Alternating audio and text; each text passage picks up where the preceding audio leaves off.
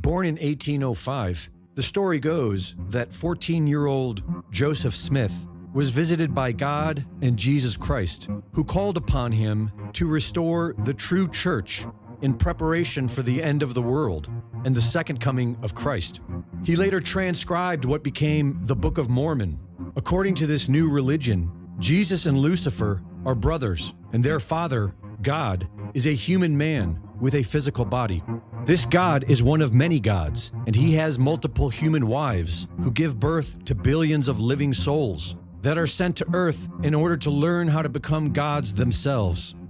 But the most important Mormon belief is Zion. They believe that in 600 BC, their Jewish ancestors fled Jerusalem, built a boat, and sailed to America, where Jesus Christ visited in 33 AD.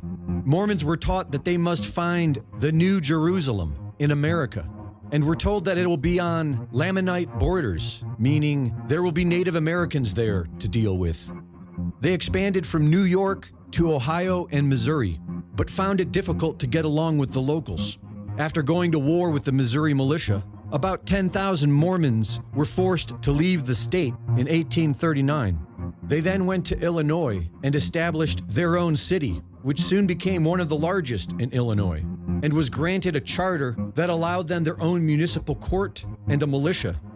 In 1841, over 50 years before Theodore Herzl's first Zionist Congress in Switzerland, the Mormons ceremoniously dedicated Palestine for the return of the Jews. Also that year, Smith announced that the angel demands polygamy. Within 3 years, he takes on 40 wives, including girls as young as 13. Like the Masonic order Daughters of Rebecca, they adopt the symbol of the beehive, a symbol of cooperative industry, and Mormons were encouraged to breed and expand. Many took child brides. In 1842, Joseph Smith, who came from a family of Freemasons, was given the rare honor of becoming a Mason on site, meaning that he did not need to do any of the work. Along with other leading church members, Smith was initiated into Freemasonry through all 3 degrees with the wave of the Illinois Grand Master's wand. Within months, thousands of Mormons were initiated into Freemasonry and were using their lodge to grow members of the Mormon Church.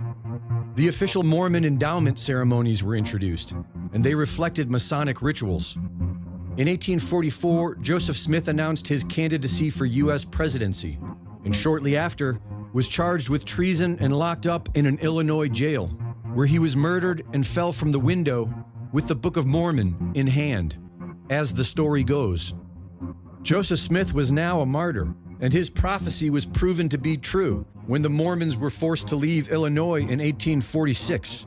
They then began their exodus to the Utah Territory, where they massacred the indigenous population and found their New Jerusalem. The U.S. government allowed the Mormons the freedom to colonize the West and expand their manifest destiny.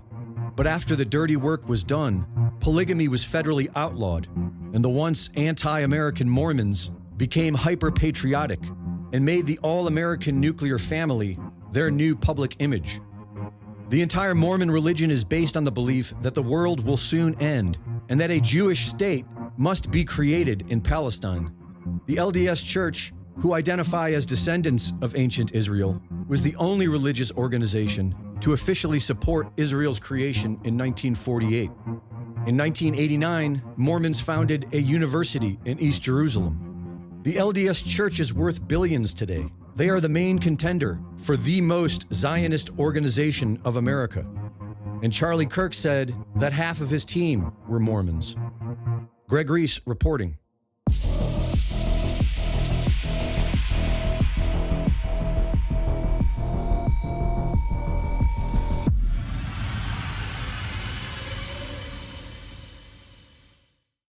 The Reese Report is now fully funded by my Substack subscribers.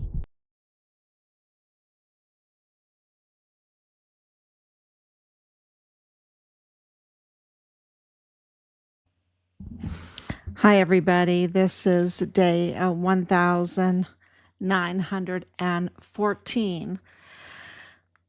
1914. So make sure I'm on. Okay, and that was pretty powerful. That was sent to me, and um, yeah, it makes you speechless. But because I had the opportunity to go to Salt Lake City and take a tour uh, of the Mormon Temple Visitor Center, and also went out to the farms. Uh, the beehive is their symbol, and I, um, when you, well, of course, everyone knows that Richard grew up in Europe. Maybe you don't know that, but Richard grew up in Europe and in Ireland, and we had the opportunity to have our own bees. So we understand what that means. Bees are absolutely amazing. They're just so amazing. They're my favorite pet. They're my favorite pet. I tell people that all the time. You even can go to YouTube and find our Maid in Drum Row old homeschool videos are still up on YouTube from when we had our bees. So this is let's start from the beginning, and then I'll get into my take on this video. What Candance Owens is doing in her research on the assassination of Charlie Kirk, and how that relates to our son's case, our case, El Paso. Let's connect some dots together. And yeah, matter of fact, when I just said that, I was like, oh my gosh, was working on my connect the dots.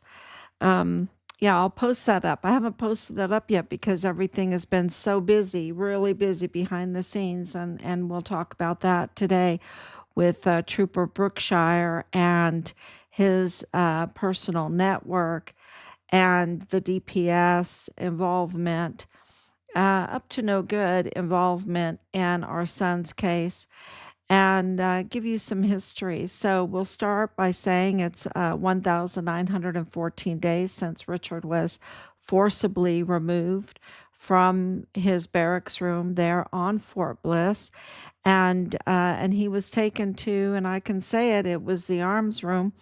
He was taken to the arms room. It's a lot goes on in arms room, and you might, I've shied away from naming the arms room, even though we have the seal on the door and all of the evidence that we have, because Vanessa Guillen she was killed in the arms room also. What we have been told is that the arms room is a choice place for violent crime um, because it is soundproof, because it's a soundproof room, and that's and his life was taken. Richard is a warrior. He's always been a warrior and black belt in karate. So he did do some damage before they took his life. We heard that one individual had to have emergency surgery, dental surgery done because his mouth had been bashed in. So this is, a lot of information is coming out, and we know that Richard's body was stolen off of Fort Bliss, which is shocking because they have so much security. But we know that the DES Thomas Kane, he needs to be arrested. He was in charge of base security, and he was compromised. He was absolutely compromised, and we know that. And he really harmed, and he's part of the Mormon faction there. He's part of the Mormon faction, so that goes into what we'll be talking about today and that video. Richard's body was taken off of Fort Bliss, stolen. Okay, because he's a U.S. Army soldier. His body was stolen, and it was dismembered, and it was trafficked across the border into Mexico. And right now, we are in the very vicious negotiations, because they are vicious. It's so evil, right? It's so evil when you think about it.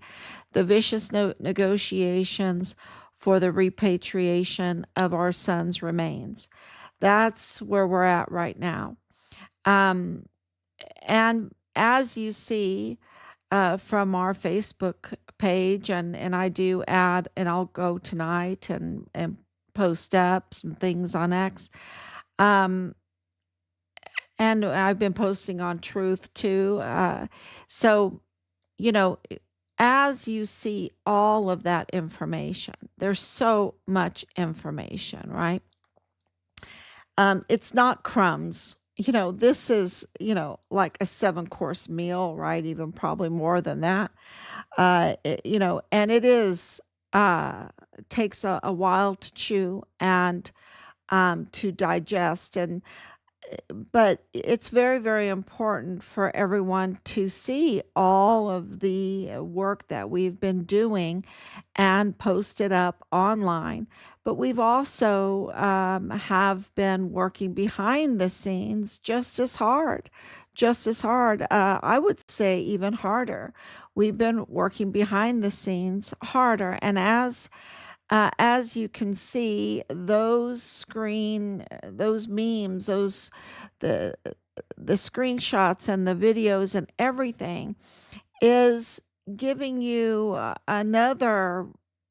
um, another way just to put together what is going on in El Paso and what is going on in the United States, for everyone to be aware of what is going on. And we've put it out, and there's been no cease and desist, right? Because what we have put out has been verified and verified over and over again. And it comes from the highest intelligence, right? The highest intelligence. So all of the naysayers that might be on the page or whatever, some people, it's very hard to digest. They don't want to believe it when they see it. This level of corruption, this level of compromise, this level of treason, and this kind of level of crime. And so it's just hard. So they can be in denial, and I really, that's, one way to look at it. Or they're part of cartel, or they're part of the Mormon faction. And, we all want to protect our little factions that we're in. So, that's what you'll see when you say, oh, this is fiction. No, this is not fiction. This is not fiction. And, I just put up about Montoya, about James Bonneau Montoya.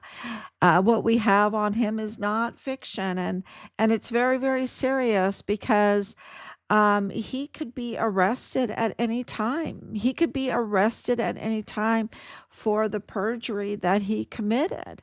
And he absolutely committed perjury. There is no doubt about it. We have the hard evidence. And if it quacks like a duck and looks like a duck and acts like a duck, then it's a duck. And this is perjury. This is documents that that he swore were true, and they are not. 2028 is not true, right?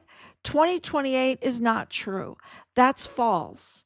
We're in 2025 right now, right? And 2028 is years in the future. So, and it's not an oversight, because there's so many things wrong with that document.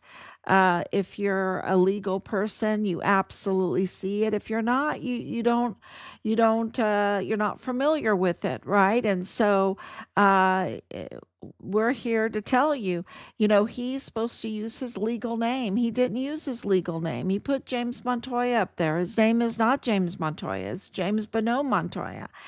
That's his legal name. And also, it's not district attorney, okay? It's the 34th Judicial District Attorney.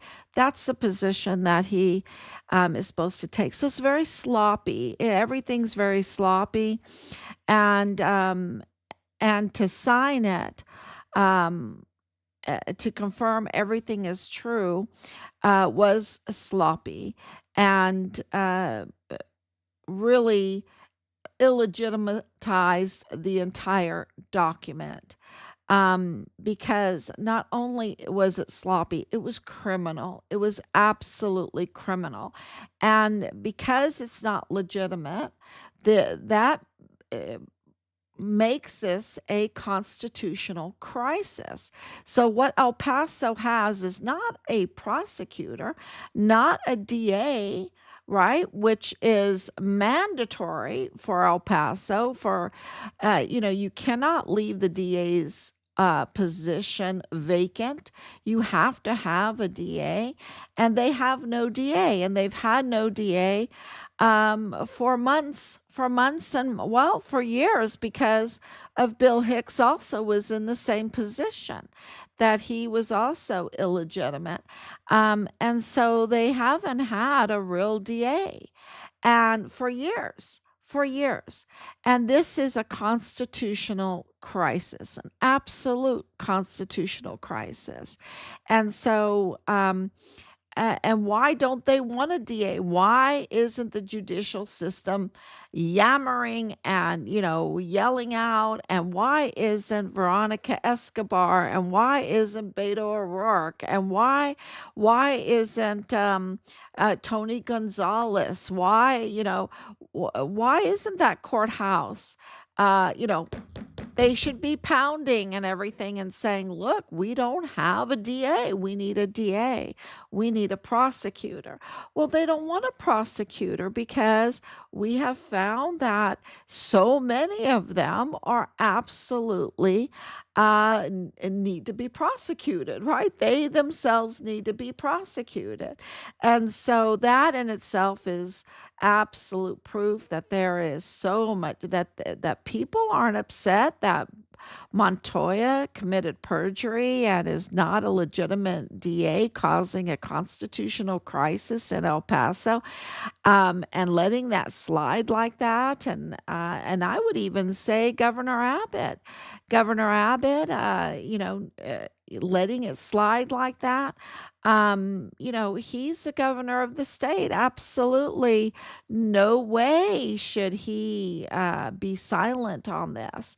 And, but, it is a constitutional crisis, a Texas constitutional crisis, because that statement, that document must be legitimate for him to hold that office, and it's not. It's not.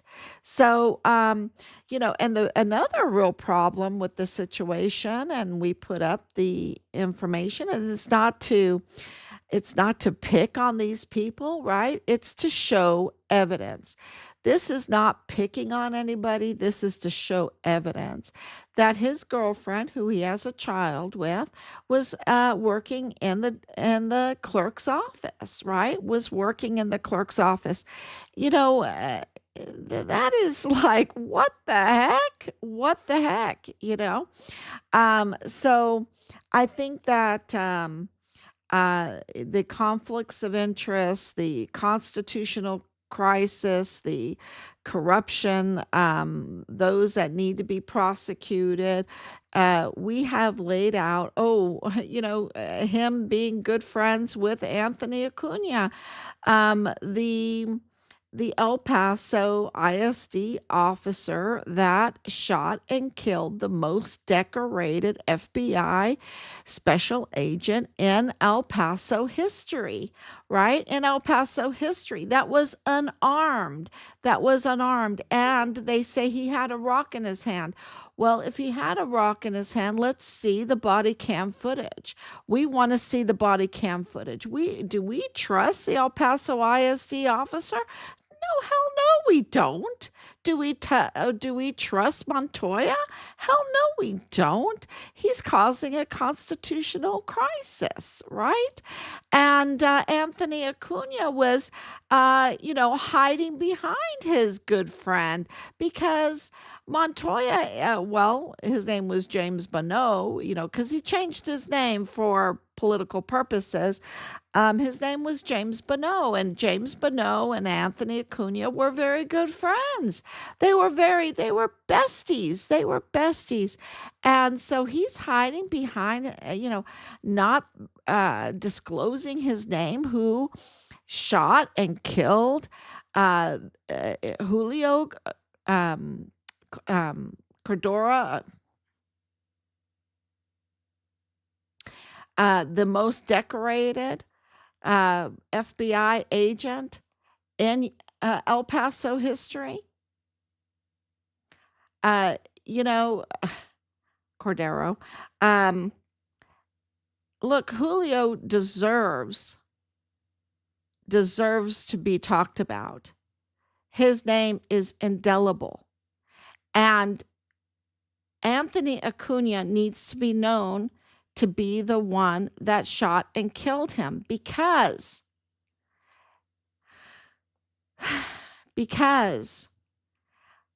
we need to see the body cam footage. Because Julio's face was so damaged by the shooting that his family couldn't have open casket. So what we're being told and from the authorities in the media about the shooting is not what we're finding out, is not what the evidence has been given us. So, yes, we need to find that out. And that's deception again. This is, the whole paperwork that is causing this constitutional crisis is deception. The judicial system, the political system, is deception. The county clerk's office, deception, right? The 2028 stamp. These cases with the Walmart mass shooting, deception. Richard's case, deception. Julio Cordero's case, deception. And then we get to Charlie Kirk's case, and there is deception again. And we know in El Paso, a big part of the deception in our son's case and the Walmart mass shooting case is because of a Mormon faction assistant special agent in the FBI office named Connell Wenton. Connell Wenton is from a very prominent family, but not from the United States, from Mexico. Connell Wenton is from a prominent Mexican family of Mormons that settled in the colonial Juarez, Nova Casas Grande, colonial Dublin area. That area along the mountains, the huge Mormon faction area that are polygamists. They believe in polygamy. Not all of them are polygamists, but they believe that's why they went there.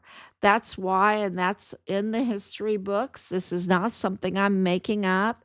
And a lot of French Canadian Mormons that were polygamists went there also. And that's why there is this, uh, these French names floating around, right? These French names. So they also came down from Canada through the United States to settle in Mexico so that they can have their many, many wives. This is a big problem. This is a very big problem. Polygamy is a huge problem. And I didn't realize what a huge problem it is, because now with Richard's case and this common denominator of the Mormon faction being connected to the cartel, the Mexican cartel, being very big players in this. And we know this from the LeBaron family, the LeBaron family. I hope I'm saying their name right. The LeBaron family. That's what I'm saying. These French Mormons came down and settled into Mexico because they're polygamous. But then there's the Brown case. There's other cases too, but the Brown case had the three American young men buried on their property in Mexico, in Chihuahua, Mexico. And when they went to investigate that, and I don't want to really spend much time on that, you can read it for yourself. They found that his many wives, didn't even know where they came from. They didn't even know their origin. They did not know their origin, right? This is a huge problem because the only thing that explains that is how young they were and that they were trafficked. Okay, how young and how trafficked. And so this is a huge problem with this polygamy, the slippery slope of polygamy. And uh, yeah, so, and we know that Dallas Hart, uh, the platoon leader of Richard, his father, James Courtney Hart, who is totally tied to Western frontier trading with Nadal Baim, has uh,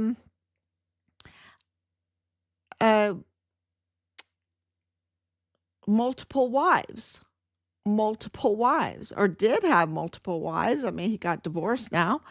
Um, so this is a big problem because that uh, what we've seen in our investigation and all of this is it drives people to criminality because they have a lot of mouths to feed, they have a lot of households to take care of, and it can get a lot of criminality, and a lot of them are dual citizen, and so that criminality seeps and roots in the United States. And that's why the LeBaron family were going back and forth a lot, right? And many other families go back and forth a lot. That's why the Brown family went back and forth a lot. It roots in the United States, and they do a lot of business in the United States. And then a lot of them live in the United States.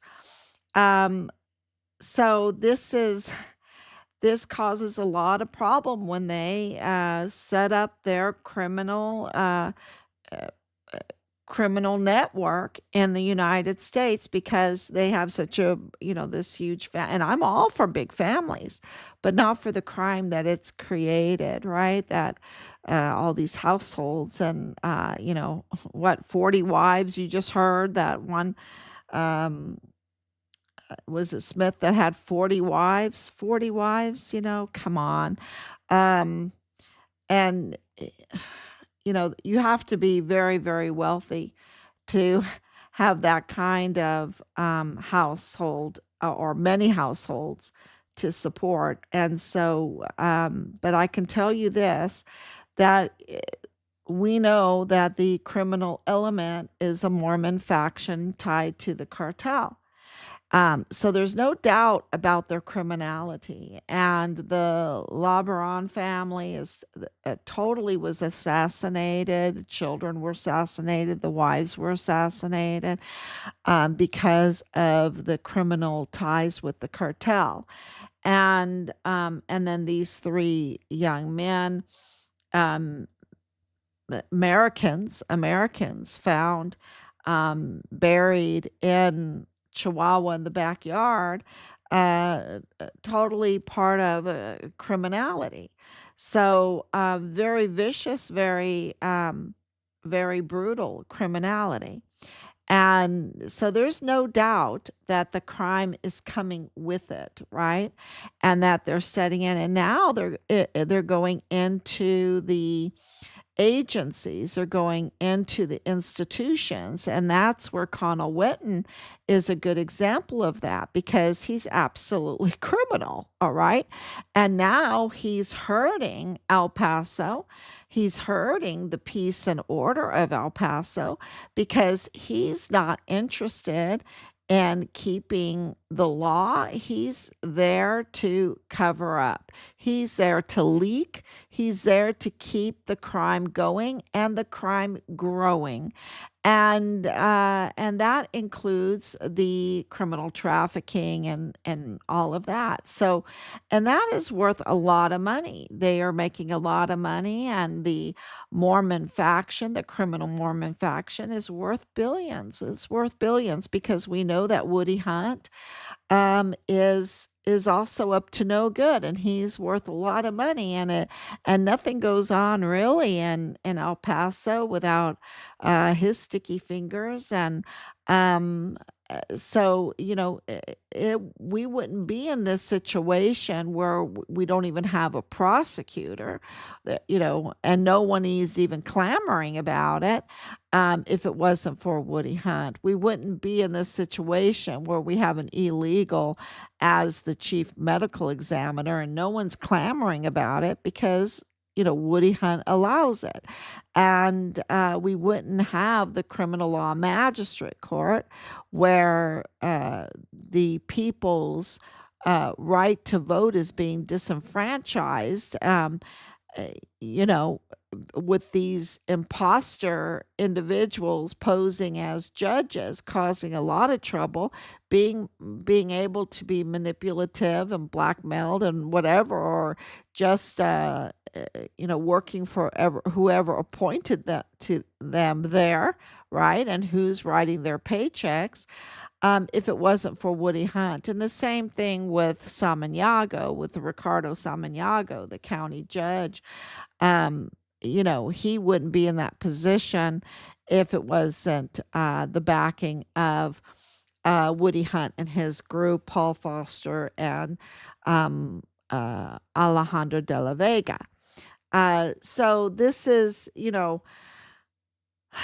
very clear that this Mormon faction plays a huge part, and it has put deep roots into El Paso and right over the border into New Mexico, going all the way up the pipeline to Utah. Of course, it's connected to Utah, and of course, Lance Twiggs's grandfather is the peer for Woody Hunt, with Woody Hunt. And who's Lance Twiggs? That was the what is it, transvestite or trans person in this case, person of interest in the case of the assassination of Charlie Kirk. And they're saying that they're well, the authorities are looking into it. The problem is you have Candance Owens having long, many year history going to universities and colleges with Charlie Kirk. I mean, they were, a team. She was part of the team, and she knows his team. And she knows Charlie Kirk, and she was in communication with Charlie Kirk. And so she, she is a reliable source to many. She is a reliable source, and her trust in the institutions has absolutely been destroyed. And you see that, and I understand how she feels um, because we see all the corruption, but our and our trust, and we have been so retaliated against. And so, I mean, they've just tried everything with us. I mean, the deep state, and I posted about the deep state, just crazy, absolutely crazy retaliation and cover up and deception. They have a huge team that comes after you, and they just have blood all over their hands. They have blood all over the hands. When I think of Glennon Oakley Jr. and so many more, Asia Graham and so many more that want to speak out about what's going on and everything. And of course, with Richard, they just have blood on their hands. Uh, and so we know through this case, which is a transnational case, that the institutions have been um, infiltrated with this Mormon faction and cartel uh, group, right? Group. Um, they've um, they've done a lot of harm, and they're in the institutions, and they're in the DPS, and you see what's happened with Patrick Brookshier, right? With Trooper Patrick Brookshier. Now let's talk about him for a minute, and we'll go back to Candance Owens and Charlie Kirk. But Patrick Brookshier and the DPS, and we could get into Gustavo Sanchez, and we could get into even the director of the Western District, who is Jose Sanchez, right? When you look at them and their connections, it, you're like, really? Really? And Patrick Brookshier, we didn't even know who he was. Now, just because we didn't know who he was doesn't mean that he has not been part of this case since 2019.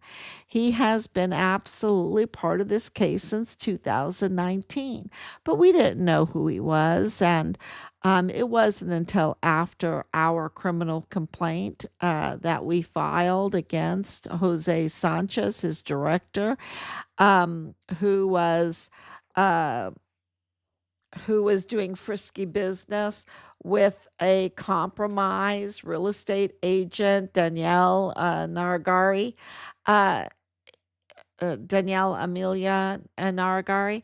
Um, you know, he he is the top cop, and here he is being compromised by this compromised real estate agent. And come to find out, so Brookshire retaliated against us, right? He wanted to put a false narrative. He wanted to intimidate us. He wanted to do witness intimidation. I even called it stolen valor too. Um, because of what he did and everything like that with Richard. And Richard is his sacrifice is confirmed now as indelible, a national sacrifice for his whistleblowing, and deserving of the respect of the entire nation. And for him to try to muddy our son's name with false information, right? With false information is just despicable. Is just And he's a veteran. He's a veteran, so he knows better. I would say it was stolen valor, really. But I'll leave that to the legal. But I mean, all the witness intimidation, and the obstruction, and everything like that. That's solid. That's totally solid. He's up to no good, and he was reprimanded. He was disciplined. And I posted that up. This victory that we had with this DPS trooper, right? This trooper Brookshire. And but that was, clearly he's angry, but he needs to be angry at himself, right? He needs to be angry at himself because we didn't go after him. We didn't even know who he was. He came after us. He was the one that um, committed the crimes. Okay. And so now, it seems like he didn't learn the lesson at all. He's just absolutely off, you know, unhinged, and has deployed his wife and network, a personal network, to retaliate against, to issue us threats, right? And to put out misinformation and to mislead people from the core of this entire, to our complaint against him, to the complaint against Jose Sanchez, the director. The core of it is that Richard Halliday was a whistleblower, and he was whistleblowing on the cartel criminal trafficking and evidence on the Walmart mass shooting, right? On the Walmart mass shooting. The very mandate that the Department of Public Safety is has the duty to protect us from these kinds of cartel criminal activity, right? And so, this is the core issue. They are setting a precedent that they don't even have to do what they're mandated by taxpayers to do, that they can absolutely skirt the DPS mandate mission, that they could skirt the DPS regulations and laws, and that they can absolutely protect FTO cartels, protect criminal actions like the Walmart mass shooting. Where is their outrage when it comes to the Mayella family, right?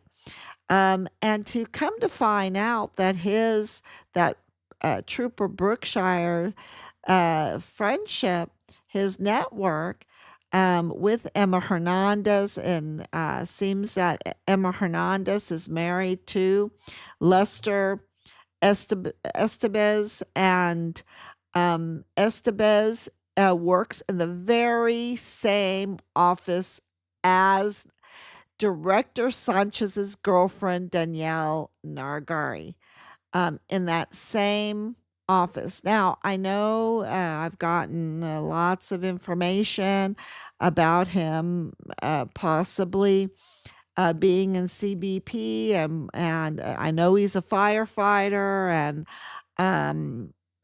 so was he under Manny Chavira, right? Because of Gustavo Sanchez's family relation with Manny Chavira and with Nadal Baim. The three of them are family members.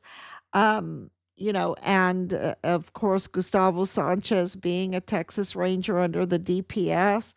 Uh, this is, and he was assigned to us. Gustavo Sanchez was look, Trooper Brookshier.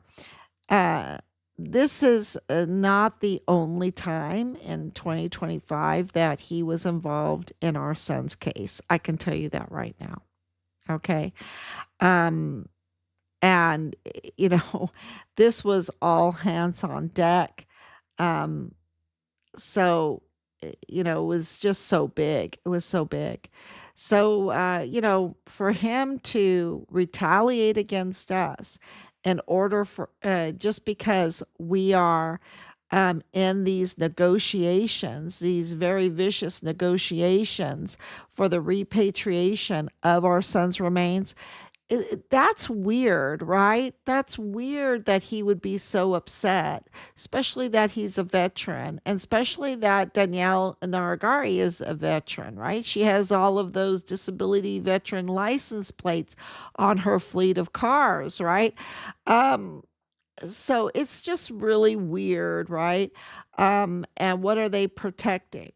What are they protecting? And his wife is a Mahia, right?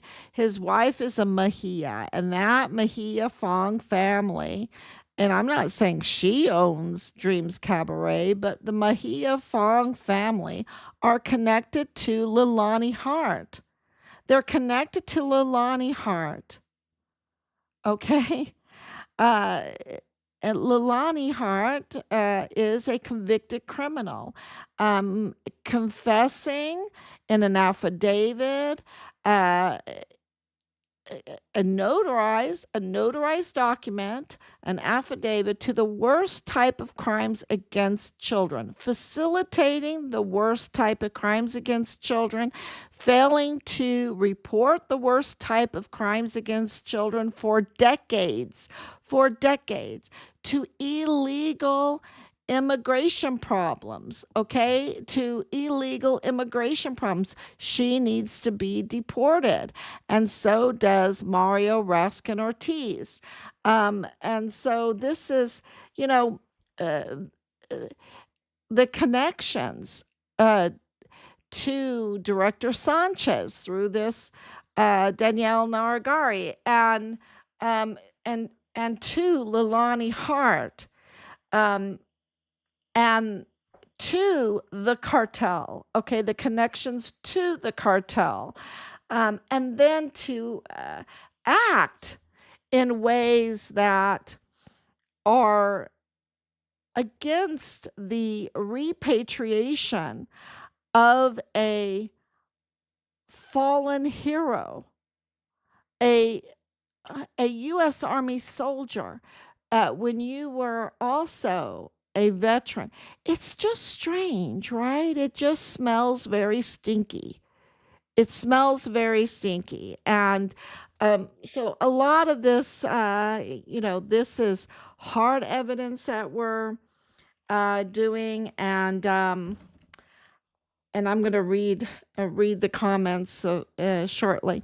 So this is hard evidence, and now I'm going to tie it together real quick, and then I'll read comments um, to the Charlie Kirk and to Candance Owens.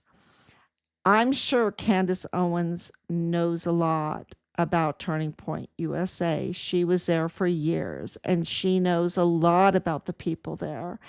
And half of Charlie Kirk's team was Mormon. Now, the university that he was put in a hole, you realize he was put in a hole without any protection. So he was getting hundreds of millions of dollars. I mean, you're talking about Turning Point USA is huge, huge, millions and millions of dollars. Okay, um, you're telling me that Charlie Kirk did not have proper security? That they didn't do roof checks? Simple roof checks. They didn't put out maybe if they're going to put him in a hole, right? Because he was on the lowest level of anybody, right? The way that ground looks, it looks like he was put in a hole, which is, the perfect spot if you wanted to take someone out.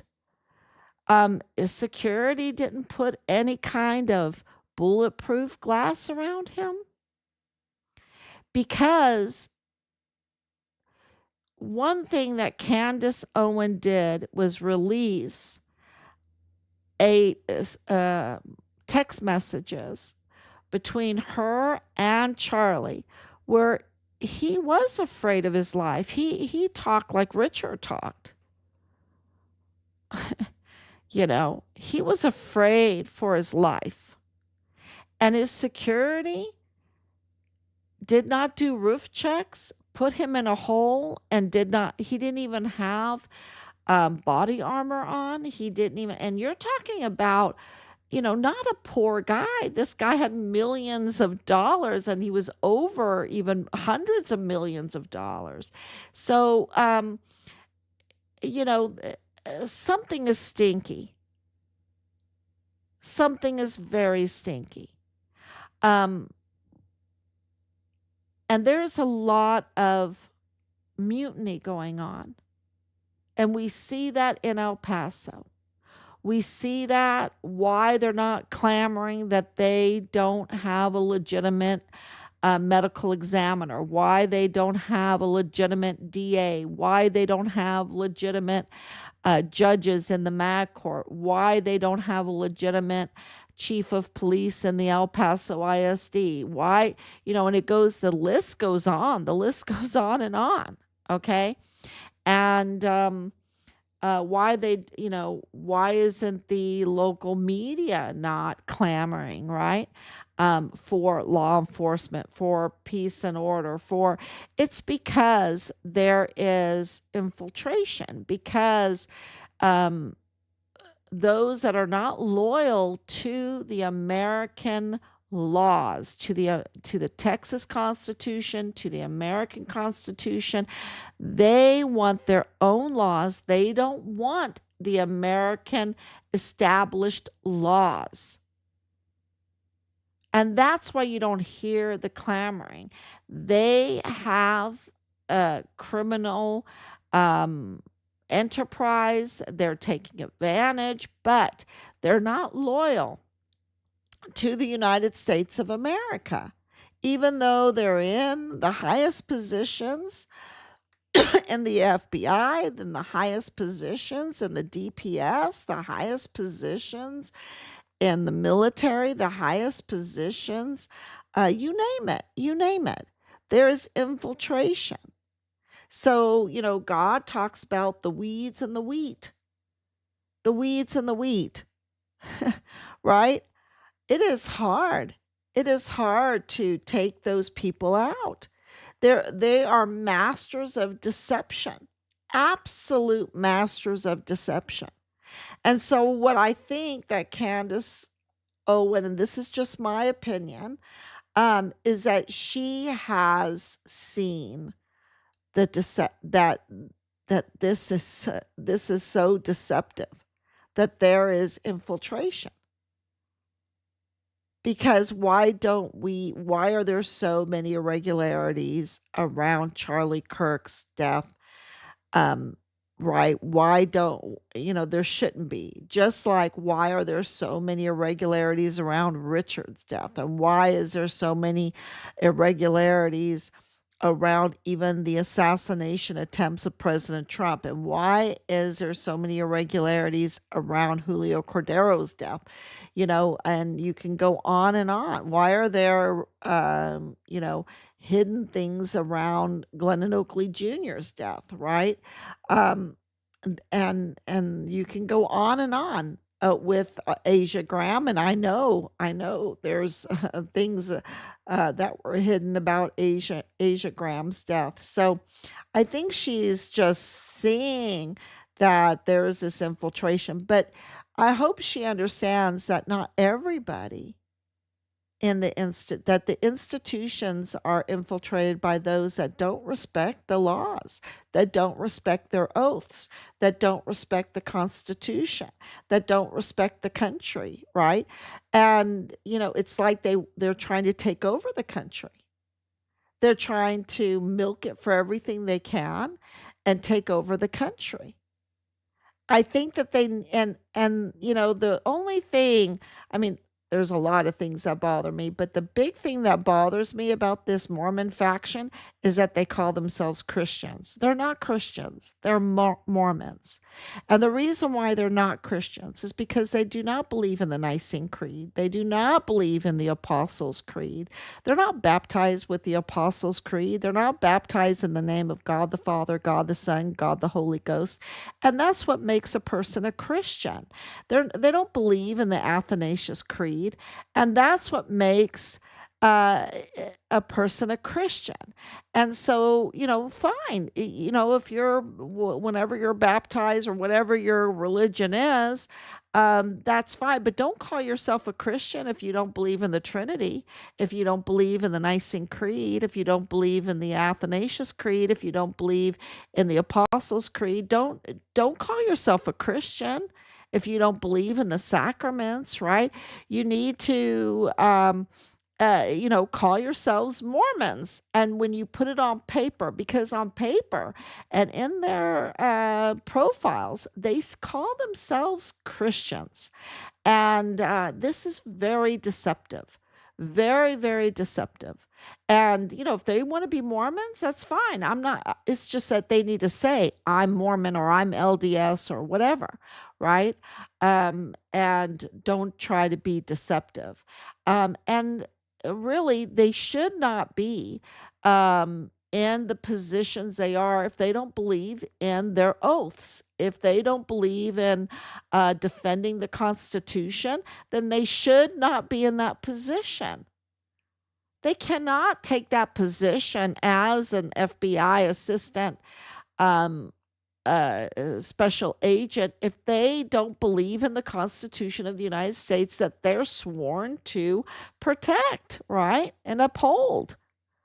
They need to go get their own country and live by their Mormon, whatever. If Mexico has granted them that land and everything like that, and, then that's where they need to go. But they don't need to be in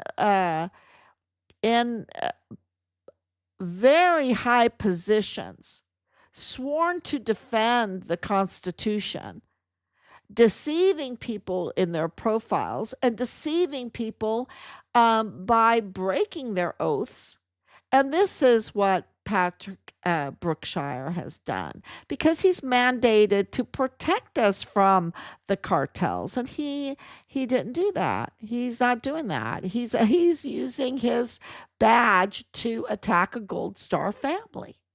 And now he's, um, you know, indirectly attacking what because we filed a complaint on him and we won, he's been told he can't do that. And so now he's doing it indirectly, which is also criminal. So, it's, I think that Candance Owens is seeing the infiltration, but maybe she doesn't realize that there's really patriots in there that do honor. I know my husband honored that Constitution the whole time. And I know that my son is a national hero who protected the Constitution and did the right thing. And his sacrifice has been honored by the highest office in this land, the President of the United States. And so, I'm not against the institutions. I love the United States. I love the Texas Constitution. I lived in Texas. I love the Constitution of the United States and the Bill of Rights. I wish I knew it much, much better by heart. But I love it. I love the country. And, um, so I'm not, uh, I think her pointing fingers or whatever, I think she needs to do a little bit more research with all of that, because there is mutiny going on right now. There's been mutiny, absolutely, since 2015, 2016, especially when so much mutiny against President Trump that we've uncovered. That whole election, the uh, gosh, that Russia, I mean, and when you start diving into it, right? It's and then people bring up the whole Jeffrey Epstein thing, and there's so much mutiny. I'm just is so much deception, so many people that um, are imposters. Um, they absolutely were pretending to be us.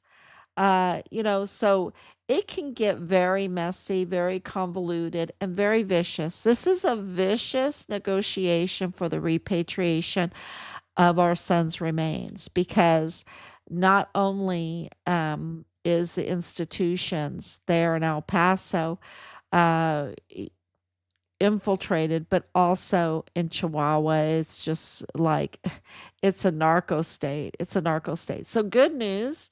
Good news is that President Trump is stopping visas.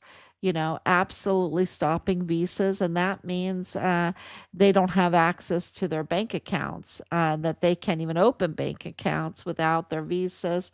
This is really, really important, and he's doing it for like narco politicians. And the rumor is, and this is a rumor, that half of Scheinbaum's people, had their visas removed. So, this is a big deal because they love to come over to the United States to do their banking. And, the like Carlos Manuel Salas, right? He lives in El Paso, right? He doesn't even want to live in Juarez, right? They want to live in El Paso. The same thing with Rafael Arellano Caron. He doesn't want to live, his houses are in El Paso, right?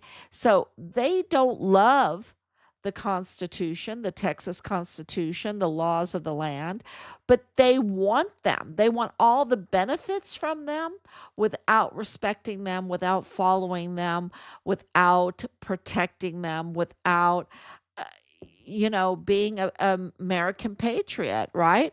They are absolute criminal, but yet they want all the benefits of um, of what made America so great. And that's the law. That's the law.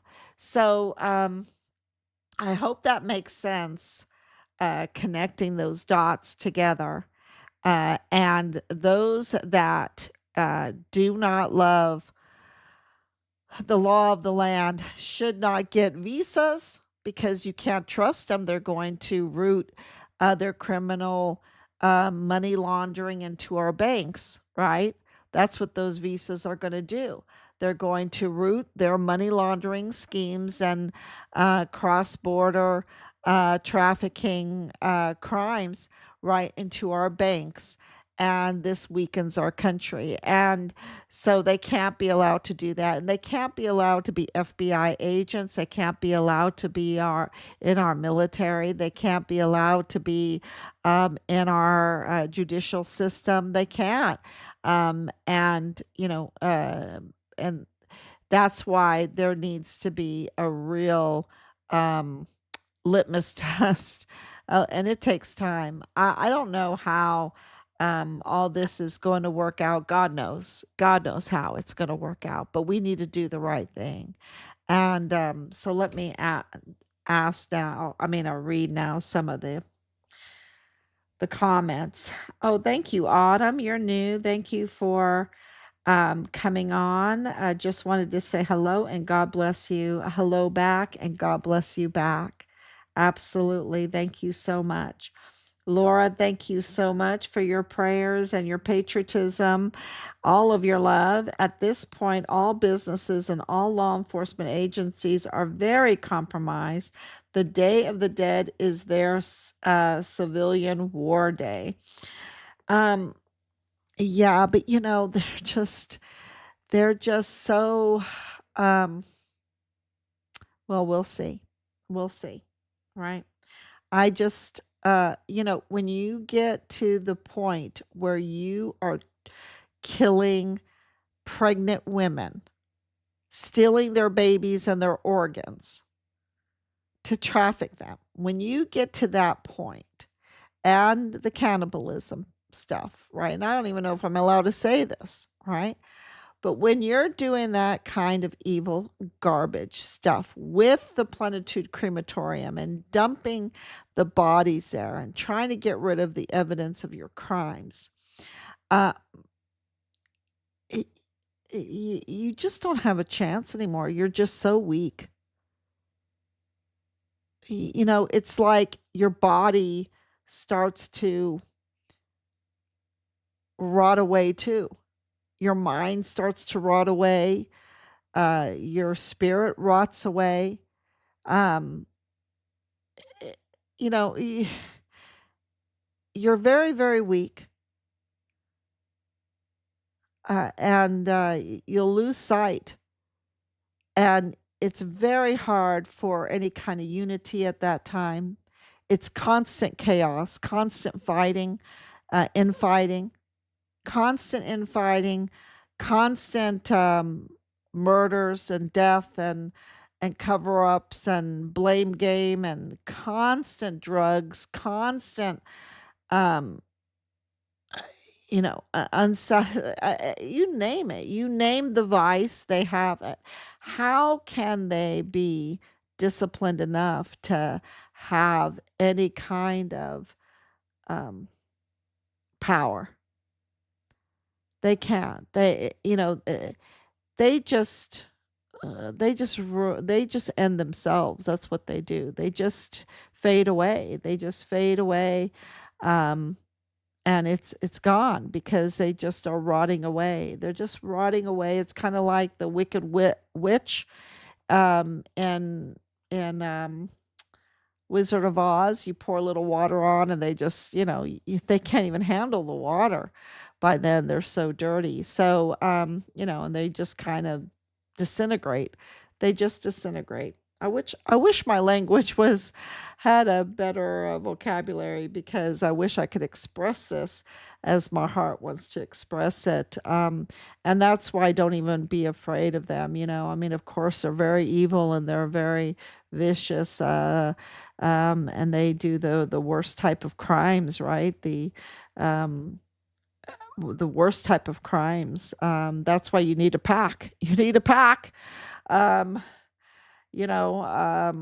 Revolvers are a sure thing, right? Revolvers are a sure thing. Um, I'm not saying that the danger isn't there. What I'm saying is that they're very weak. They're very weak, and they can't be allowed. My big issue is, how can you allow them to be in the institutions, right? And have these business licenses and everything like that. Um, this is where, to even have bank accounts and all of that. So what you're seeing with President Trump is securing an economy. You saw that with all of his deals, with all of his peace. The peace comes with economic deals, and he's um, uh, securing economic freedom in the future with all of the deals, right? You have to have an economy. You can't be dependent on a certain country or whatever. And at the same time, he's taking away visas. Same time, he's turning off spigots from U.S. aid. And, at the same time, he's sending in what the DOJ to look at. To just observe, just go and observe the election, right? And they're all freaking out, right? They're freaking out in California because he's sending people just to observe how they do things there. They're freaking out. So it tells you a lot. It tells you a lot. If you're doing things right, or you don't care if people are observing. Matter of fact, all elections should be observed. So, yeah, I think that when God is with us, who can be against us? God is the heavyweight champion. And so keep your life in God, your spirit in God. The psyop is, um, to attack the very spirit that you're searching for. So they make the sacraments look bad, or they make the Trinity look bad, or they make um they make everything that's the liturgy. They make the liturgy look bad, and then they try to get you to look to a man, right? Let's look to this big preacher or whatever, to a man, instead of um marriage and ordination and confirmation and baptism and unction and you know uh confession. uh See, that's why Patrick Brookshire is doing what he's doing, continuing to retaliate because he has no confession, right? He's so angry. He's so angry. He can't just say, "Oh yeah, I'm a trooper. I messed up, and I need to defend uh, the people that I have charge over against the cartel." And I need to pray that this soldier is brought home. He can't say that. He has no confession. He doesn't have that. So that tells you something. That tells you something because that is a big indicator of Christianity, right? These sacraments are indicators of a Christian's life. And, if you keep in that, uh, it will make you stronger and stronger and stronger. You know, that's why we go and have the Lord's Supper together. It unifies us. It's called communion, right? Because it unifies us. So it makes you stronger and stronger and stronger, and your family stronger and stronger and stronger. And so, uh, that's where the real spirituality is, not in any man. So thank you so much, everyone. Um, and thank you for sharing. I see that you're sharing, and I'm just so grateful for that because we know that we're putting out a lot of information. Sometimes it seems like too much information, but that's that's the truth. We're just giving you the whole thing and not crumbs. So please share that and explain that to people you share it with, because it is a lot to digest. So thank you so much. God bless you, and let's make a difference, because the wonderful thing about the United States, the wonderful thing is we're not a monarchy, right? We are a government of the people, by the people, for the people, under God. And that is just a wonderful thing. And that's why all your shares it means so much, carry so much weight. And that's why they're always trying to deceive us, right? Because we are a government of the people, by the people, for the people. We have a lot of power, and we can drive them to do the right thing. So thank you so much. God bless you. And I will be back tomorrow, God willing. Bye bye.